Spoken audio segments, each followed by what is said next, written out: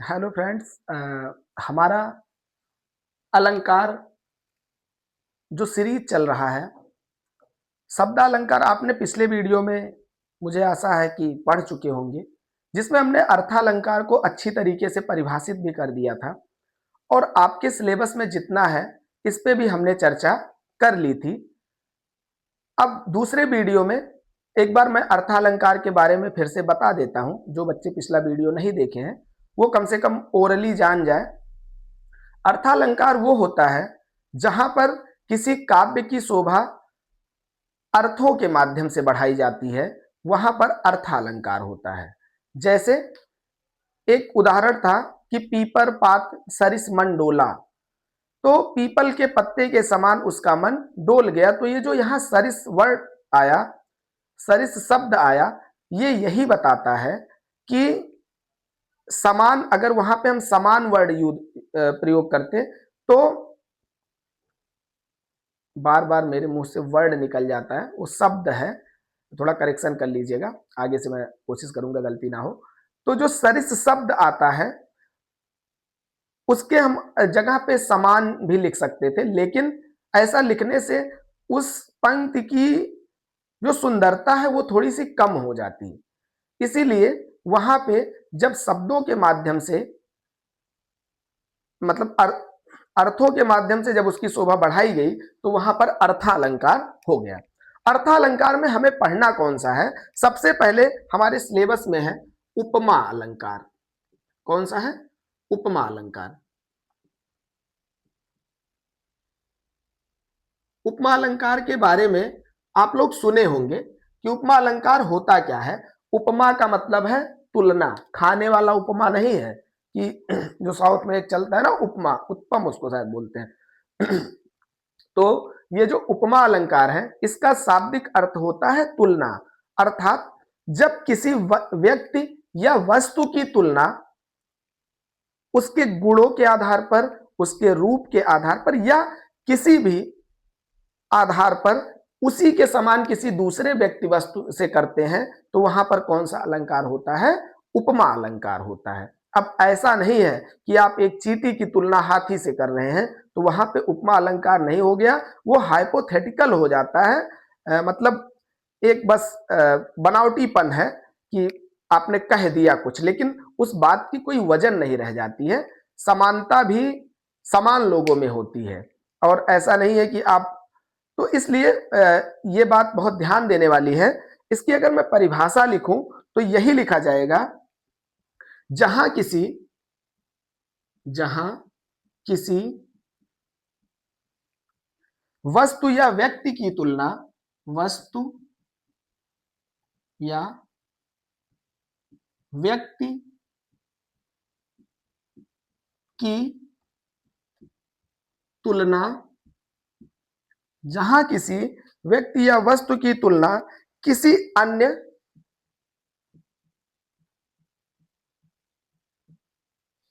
वस्तु या व्यक्ति से, व्यक्ति से उसके गुण रूप, उसके गुण रूप, रंग, धर्म या आकार के आधार पर, आकार के आधार पर की जाती है, की जाती है, वहां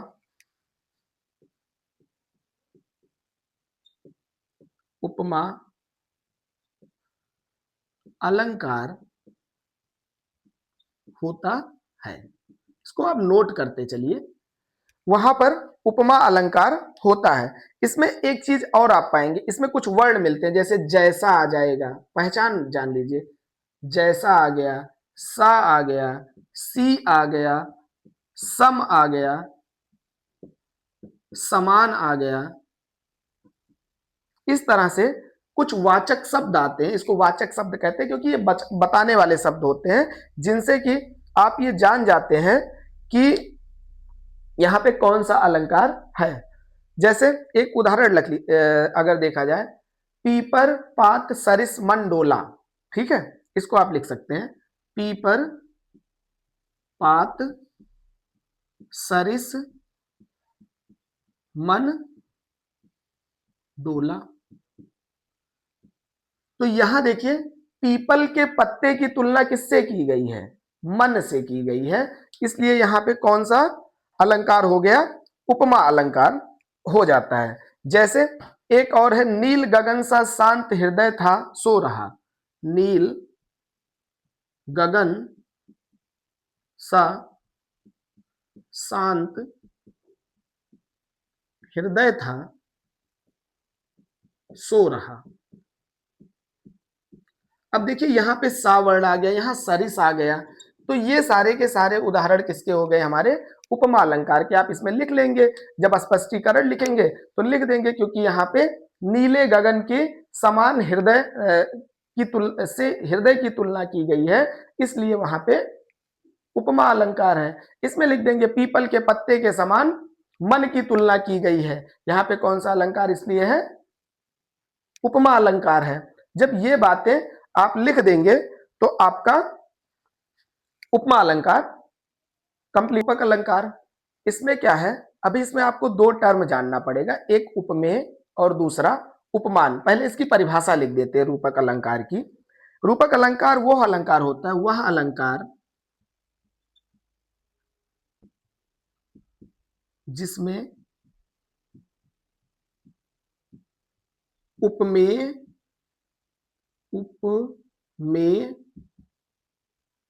और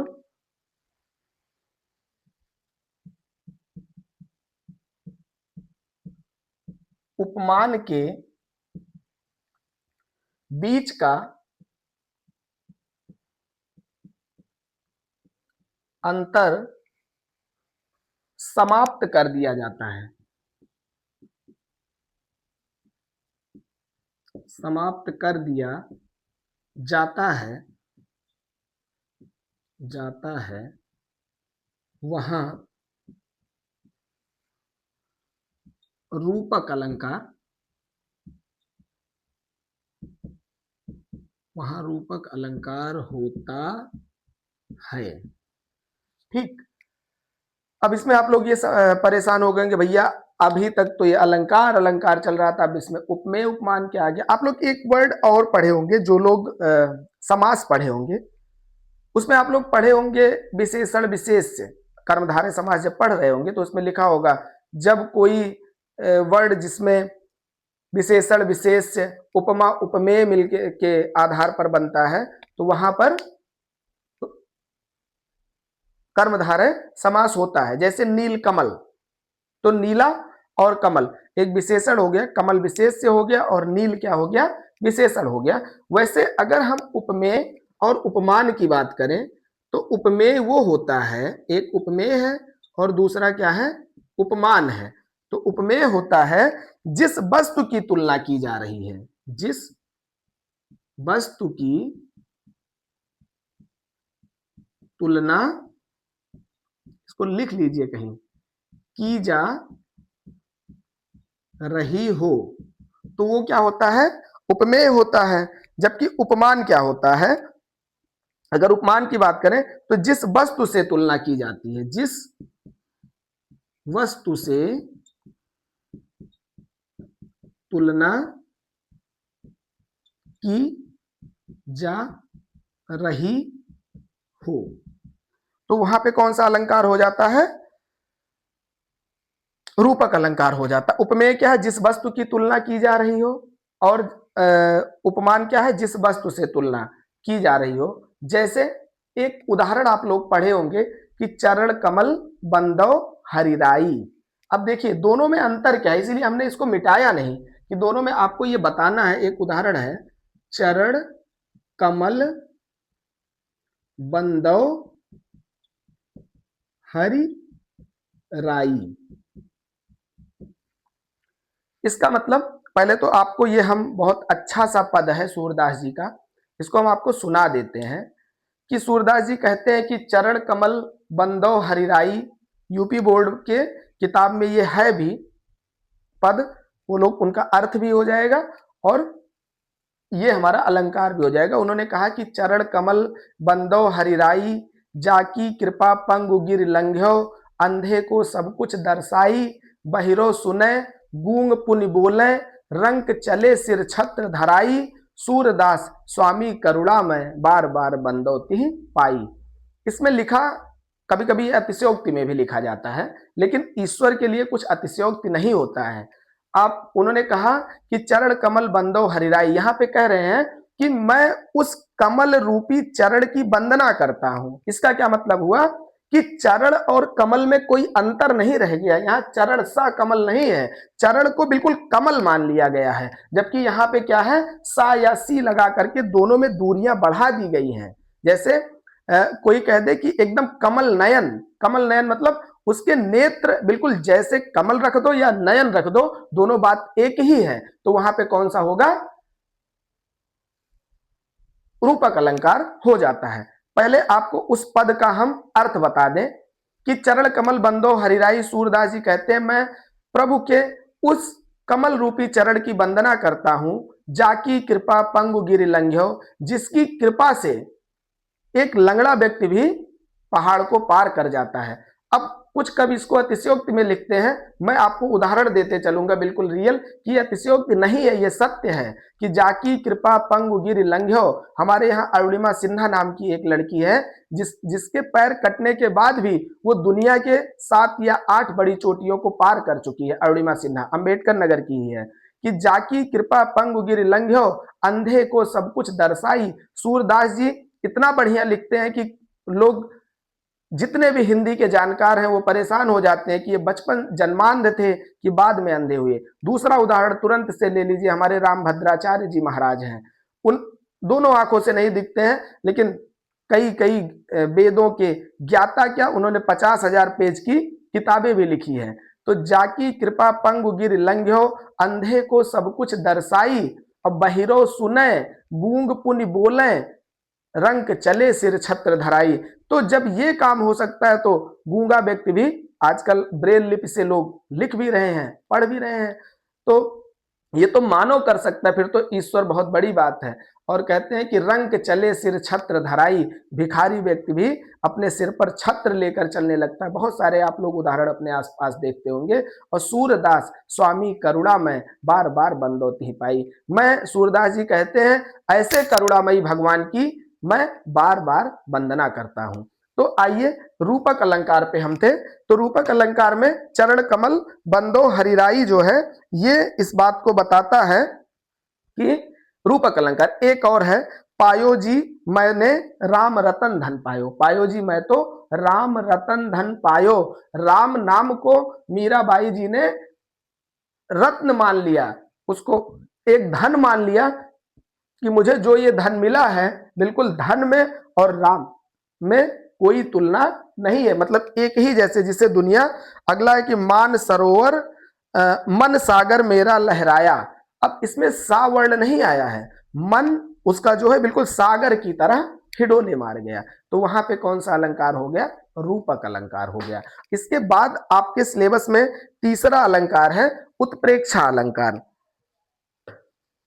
उत्प्रेक्षा, अभी 3 अलंकार और बचे हुए हैं। उत्प्रेक्षा है, शायद मानवीकरण है, और एक अतिशयोक्ति है। 3 आपको पढ़ना है, तो 2 हो गए उत्प्रेक्षा अलंकार। आइए देखते हैं उत्प्रेक्षा अलंकार। आता जरूर है भैया, थोड़ा ध्यान से पढ़िएगा, ठीक है। अगर अच्छे से पढ़े रहेंगे तो कोई दिक्कत नहीं आएगी। वह अलंकार जिसमें, वह अलंकार जिसमें, वह अलंकार जिसमें उपमेय में, उपमेय में उपमान की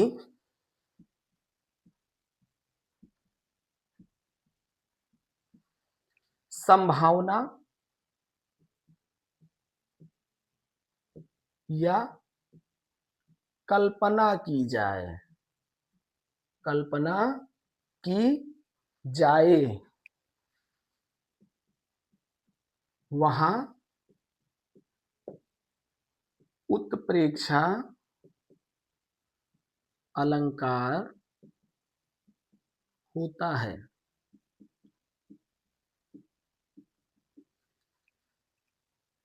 इसका उदाहरण क्या है कि वह अलंकार जिसमें उपमेय, अभी उपमेय उपमान आपने समझ लिया, जिससे तुलना की जाए, जिसकी तुलना की जाए, तो वहां पे उपमेय की तुलना की जाए, जिससे तुलना की जाए, तो ये सारी चीजें किसमें आ जाती हैं, उपमेय या उपमान की संभावना या कल्पना की जाए। इसकी पहचान होती है, जो वाचक शब्द है उसे, जहां तक मुझे याद है, मनु मानो, जनु जानो जैसे शब्द आते हैं, जैसे वाचक शब्द अगर आ जाए तो वहां पे क्या हो जाता है, उत्प्रेक्षा अलंकार होता है। एक उदाहरण हम लिखते हैं। पहला, मानव सूर काढ़ी डारी रे, डारी है शायद, है वारी मध्यते मीन, वारी मध्यते मीन। देखिए इसमें कौन सा वर्ड आ गया, मानव, जैसे मिला तुरंत टिक कर दीजिए कौन सा, उत्प्रेक्षा अलंकार। ऐसे ही एक और उदाहरण लिखते हैं, काफी अच्छा उदाहरण है, मतलब मैं प्रेरित रहता हूं ऐसे उदाहरणों से, इसलिए इसको लिखना जरूरी है कि सोहत ओढ़े पीत पट, श्याम सलोने गात, मानह नीलमणि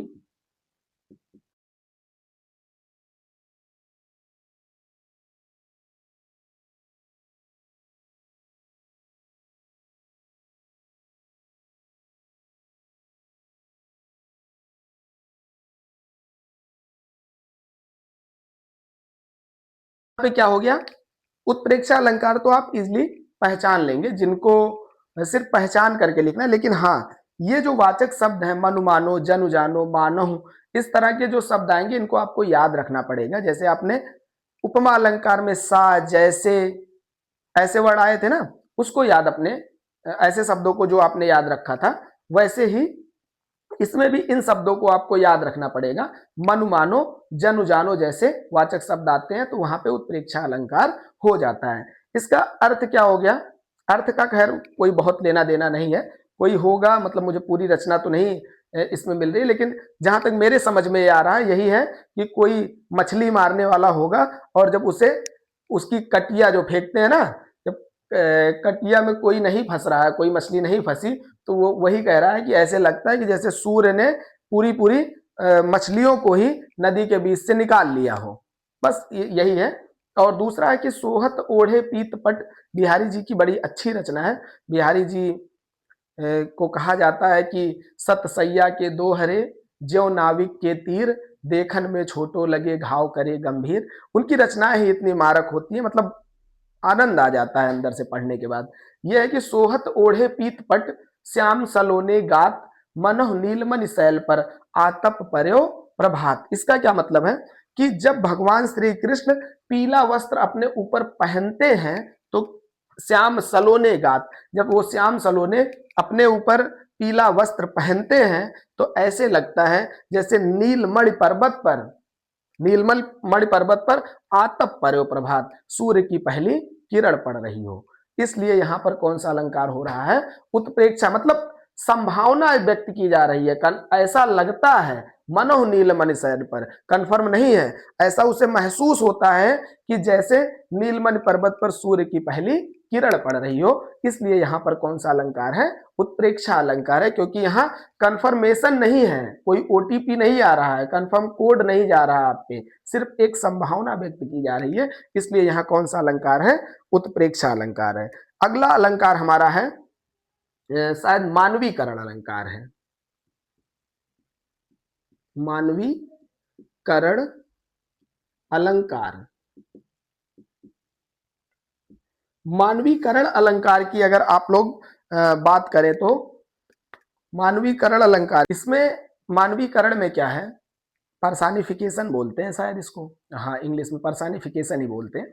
और मानवीकरण में मानव के इतर, मानव को छोड़ दीजिए, कोई भी प्राणी हो, पेड़ पौधे हो, जंगल हो, जीव हो, मतलब कोई भी इंसान को छोड़ करके जैव या अजैव, जिससे हम मानव जैसी हरकतों की अपेक्षा ना करते हो, अगर रचना में उससे कुछ ऐसा काम करा दिया जाए तो वहां पे कौन सा अलंकार हो जाता है, मानवीकरण अलंकार हो जाता है। बहुत जगह आप लोग पढ़ते होंगे कि जैसे बादल आए बड़े बन ठन के, सज के संवर के। अब बन ठन के आना, सज के आना, संवर के आना, ये इंसान का काम है, लेकिन बादल को कवि लिखता है जब क्लास 10th में, ये पूरी कविता है और शायद सक्सेना जी की कविता है, और इसको जब आप मानवीकरण अलंकार में यही होता है, और मानवीकरण का बड़ा प्रयोग लोग करते हैं, बड़े सुंदर तरीके से करते हैं जगह जगह। आइए अभी कुछ रचनाएं मानवीकरण पे हम अपनी भी आपको सुनाते हैं। तो इसका सबसे पहले हम लोग परिभाषा लिख लें। जिस काव्य पंक्ति में, जिस काव्य पंक्ति में, जिस काव्य पंक्ति में मानवेतर प्राणी, मानवेतर मतलब मानव के अलावा प्राणी या प्रकृति, मानवेतर प्राणी या प्रकृति किसकी तरह व्यवहार करते हैं कि प्रकृति के विभिन्न अंग। अब प्रकृति के विभिन्न अंग कौन कौन से हैं, अंग पेड़, जंगल, झरना, पहाड़, कुछ भी आदि, ये जितने के हैं आदि मनुष्य की भांति कार्य करें। कैसे कार्य करें, मनुष्य की भांति कार्य करें तो वहां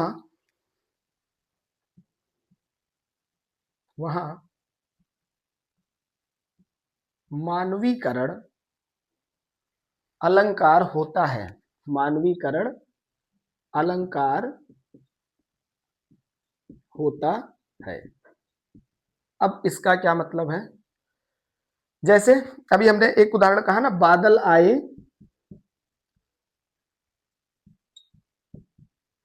बड़े बन ठन के, सज के संवर के, संवर की। अब देखो बादल तो एक निर्जीव वस्तु है, लेकिन वो भी बन कैसे आ रहे हैं, बन ठन के आ रहे हैं, सज के आ रहे हैं, संवर के आ रहे हैं। ये तो एक महिला का काम है, एक पुरुष का काम है ना, एक व्यक्ति का काम है। इसे कोई पेड़, नदी, झरना, बादल, पहाड़ इनके द्वारा कर पाना संभव नहीं है, इसलिए यहाँ पे कैसा है, मानवीकरण अलंकार है। एक उदाहरण मैं अपना लिखता हूं, कि लिखता नहीं हूं, ऐसे सुना देता हूं। गेहूं, हमने लिखा एक बार कि गेहूं, मक्का, बाजरा, गेहूं, मक्का, बाजरा, चने, मटर की दाल, प्रतिदिन मुझसे पूछते मोबाइल पर हाल। तो ये हमारा जो है, अब गेहूं बोलता है क्या, मक्का बोलता है क्या, चना मटर की दाल बोलते हैं क्या जो मोबाइल पे हाल चाल लेंगे। मोबाइल पे हाल चाल लेना तो इंसानों का काम है, इसलिए यहाँ पे कौन सा अलंकार हो गया, मानवीकरण अलंकार है। हमारे मित्र अमन चांदपुरी भाई ने एक बार लिखा कि बरगद कहा कराह कर, कैसे दूं मैं छाह, बेरहमी से काट दी तूने मेरी बाह। तो अगर बरगद कराह कर कह रहा है तो ये कैसा है, बहुत मतलब बहुत ही प्रतिभा संपन्न दोहाकार हमारे अमन भाई। बहुत कम ही उम्र में उनका जाना साहित्य जगत के लिए एक अपूरणीय क्षति है। शायद अगर वो होते 20-22 साल की उम्र में ऐसी रचनाएं, ऐसी प्रौढ़ रचनाएं कर जाना जो समय की आधारशिला पर एक अमिट पत्थर हो गए, जिसको हिला पाना शायद ही आने वाली पीढ़ियों के बस की बात हो। उनका जाना मेरे लिए भी एक व्यक्तिगत बहुत बड़ी क्षति थी। तब से बहुत असर पड़ा हमारी भी साहित्यिक जीवन पर। लेकिन ठीक है, जाना तो सबको है। जीवन के साथ जुड़े रहना बहुत ज़्यादा ज़रूरी है, क्योंकि सारे लोग तो चले जाएंगे, कमाने वाले भी चले जाते हैं, लेकिन लिखने वाले रह जाते हैं।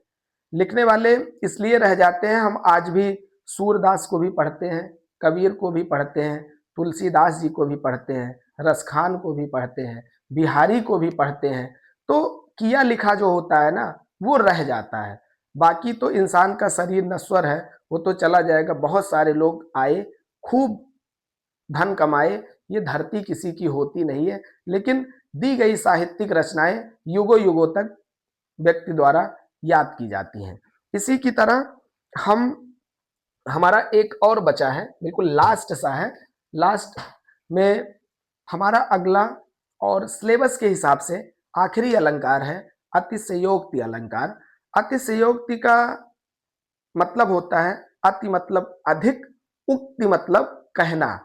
किसी बात को जब बहुत बढ़ा चढ़ा कर कह दिया जाए, उसका रूप गुण मतलब वही राई को पहाड़ करके बताया जाए। बहुत सारे लोग ऐसे होते हैं, आपको समाज में मिल जाएंगे, बहुत छोटी सी बात होगी ना, उसको नमक मिर्च लगा के ऐसा झगड़ा फंसा देंगे कि फिर आपको झगड़ा छुड़ाते छुड़ाते बहुत टाइम लग जाता है। तो वही है, वो अतिशयोक्ति अलंकार के माहिर व्यक्ति हैं, लेकिन वास्तव में माँ सरस्वती ने उन पे साहित्यिक कृपा नहीं की। नहीं तो मुझे लगता है कि हर गांव में 2-4 अतिशयोक्ति अलंकार लिखने वाले व्यक्ति मिल ही जाते। और तो जानते हैं ना कि गांव में 4 लोग बैठ जाएंगे तो इतना बढ़ा चढ़ा के किसी बात को कह देते हैं कि बिल्कुल लगता है कि मतलब जिला नहीं पार किए हैं, लेकिन बात ऐसे करेंगे जैसे अभी तुरंत अमेरिका से लौटे हैं। उनसे आप बात करिए, फिर देखिए आपको कितना मजा आता है। बस इस भाव को लेकर के कि चलिए देखते हैं आज अतिशयोक्ति अलंकार में कौन अव्वल आता है, तो आपको बड़ा मजा आ जाएगा।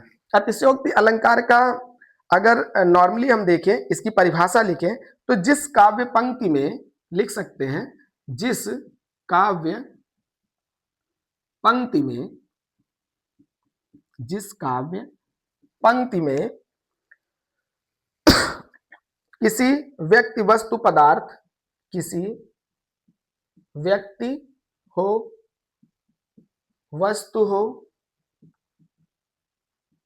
पदार्थ के बारे में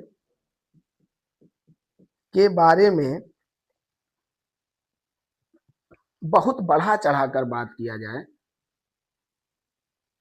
वास्तविक गुण की अपेक्षा, वास्तविक गुण की अपेक्षा,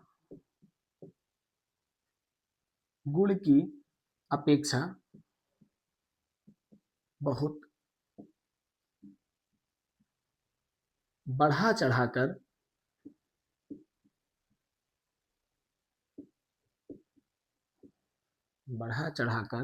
बात की जाए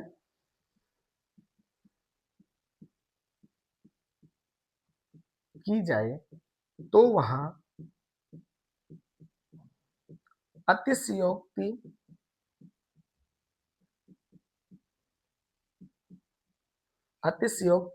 अलंकार होता है। अलंकार होता है। प्रैक्टिस आपको करना है। हो सकेगा तो अगर मुझे कहीं से मिल जाता है पीडीएफ वगैरह, तो हम किसी दिन पीडीएफ बना करके आपको कुछ क्वेश्चन आंसर प्रोवाइड करा देंगे कि इसमें कौन सा अलंकार है, इसमें कौन सा अलंकार है। लेकिन प्रैक्टिस ज़्यादा से ज़्यादा आप करिए, क्योंकि सारा काम अगर हम करने लगेंगे तो फिर सिलेबस हम नहीं पूरा कर पाएंगे। तो इसमें जैसे एक उदाहरण देखिए, पानी परात को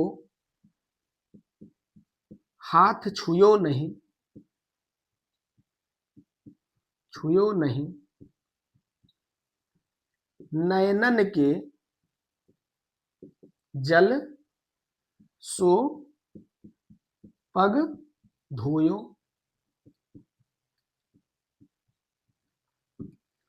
एक उदाहरण ये मिलता है।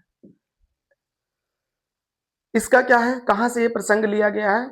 जब सुदामा जी भगवान श्री कृष्ण के यहाँ अपनी पत्नी के कहने पर अपनी काख में तंडुल की पोटली दुबकाए हुए पहुंचते हैं उनके घर, तो बड़े शर्म उनको रहता है कि मित्र के यहाँ आए हैं और इतनी बड़ी इमारत है, इतना बड़ा नगर है, इतना बड़ा राजा है, पता नहीं वो कृष्ण हमें पहचानेगा कि नहीं पहचानेगा।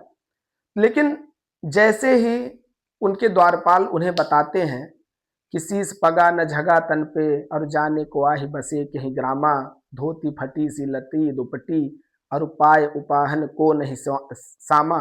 जब ये बात सारी कुछ उनको बताते हैं, देखिए मित्रता वही है। रहीमदास जी ने बड़ी अच्छे, हाँ बात आ गई तो ठीक है, ये अलंकार चलता रहेगा। रहीमदास जी ने कहा कि रहीमन प्रीत सराहिए, रहीमन प्रीत सराहिए, मिलत होत रंग दून, ज्यो हरदी जर्दी तजे, तजे सफेदी चून। इसका मतलब क्या है?